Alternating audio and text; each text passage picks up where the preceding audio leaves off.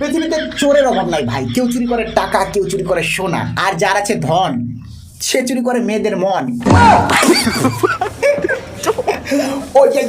বস, তো আজকে আমি এমন একজন মহাপুরুষের ছ্যাচরা পুরুষের কথা আলোচনা করতে চলেছি, যার চুরির চয়েসের কথা শুনলে স্বয়ং যমরাজ উপর থেকে কনফিউজ হয়ে বলবে যে তোর নিচে ঝুলন্ত একটা বিচিকলা থাকতে তুই লোকের বাড়ির ছাদে ওই ঝোলানো খোসার কেন বন্দোবস্ত করতেছিস। হ্যাঁ বন্ধুরা, ঠিকই শুনেছেন, বাজারে এক নতুন প্রজাতির চোরের আবির্ভাব হয়েছে, যার সোনা দানা এমনকি দামি আইফোনের কোনো ইন্টারেস্ট নেই। তার নজর সোজা মা বোনদের ছাদ আর ওই বারান্দার দড়ির দিকে, যেখানে শুকোতে দেওয়া আছে মেয়েদের প্যান্টি। এখন ধরা যখন পড়ে গেছে তাহলে টিপে দাও ওর ওই ঝোলা ধনটি, সোজা করে দাও আজকে এই চোরের নোংরা মনটি। আরে ভাই, চুরিরও একটা মিনিমাম স্ট্যান্ডার্ড থাকে আর ছ্যাচরামিরও একটা লিমিট থাকে। তুই কি চোর না অন্তর্বাসে কালেকশন করা আন্ডার গার্মেন্টস ডন?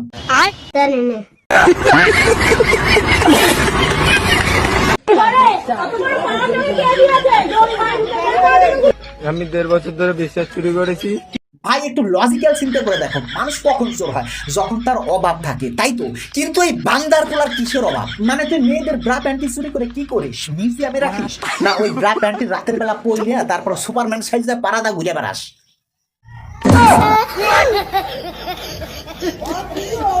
আরে ভাই, আমাদের দেশের চোরদের একটা আলাদাই রেসপেক্ট আছে।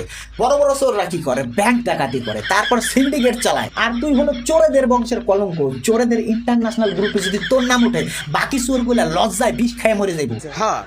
তারা বলবে ভাই আমরা কোটি টাকার স্ক্যাম করি, কোটি কোটি টাকার স্ক্যাম করি, কিন্তু আমাদের জুনিয়র মেম্বার লোকেদের বাড়ির ছাদে যাইয়া ব্রা আর প্যান্টি চুরি করে ধরা পড়ছে।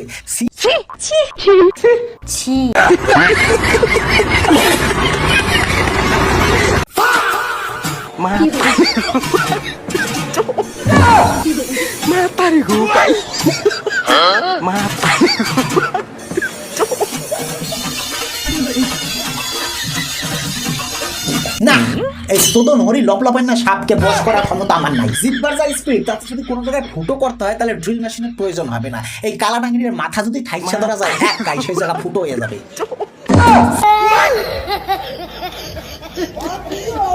তো বন্ধুরা, তোমরা কি অ্যানাকোন্ডা সাপ দেখেছো? না দেখলে কোনো ব্যাপার নাই, একদম স্বচক্ষে দেখে নাও। এ হচ্ছে কালাকুন্ডা।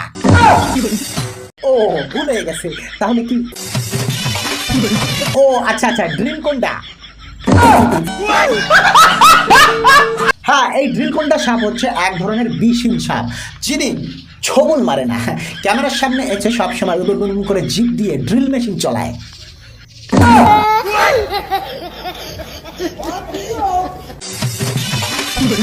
আরে দিদি, জিপটা বের করে সাপের মতো ভঙ্গি করার কি আছে? একদম মনে হচ্ছে না যে সাপে ফনা তুলছে, মনে হচ্ছে কি কোনো ল্যাব্রাডর কুকুর গরমে করে হাঁপাচ্ছে।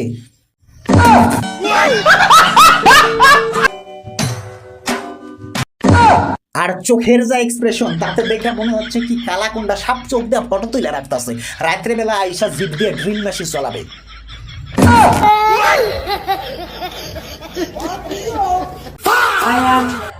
জনি সিং মান্দার পোলা শিল মাইরা দেব।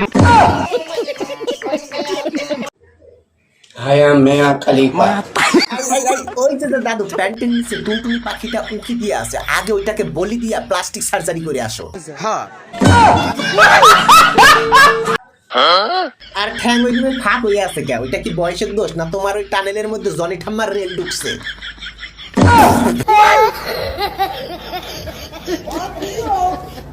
হাম দোনো পর্ণ ফিল্ম অ্যাক্টর স্যার। বন্ধুরা, এতদিন শুনেছিলাম মানুষ বুড়ো হলে হরিনাম জপে, তীর্থযাত্রায় যায়, কিন্তু এই বুড়া আর বুড়ি তো একেবারে জনি সিং আর মিয়া খালিফা সাইজ দেয়, পর্ণযাত্রায় যাইতে চায়।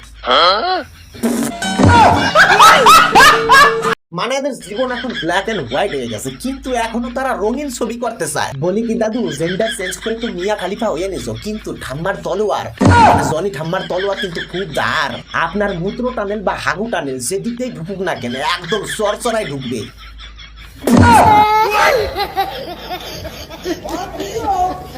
দাদু ঠাকুমা এখনো অনেক সময় আছে, এইসব সিমস আর খালিফা ভুলে গিয়া সকাল বিকালে একটু তুলসী তলায় জল দেয় আর প্রেশারের ওষুধটা একটু সময় মতো খাও। এইসব লাইমলাইট তোমাদের সহ্য হবে না। এই বুড়া বয়সে কিন্তু কোমর ভেঙে গেলে ওই জনি সিনসো মালিশ করতে আসবে না।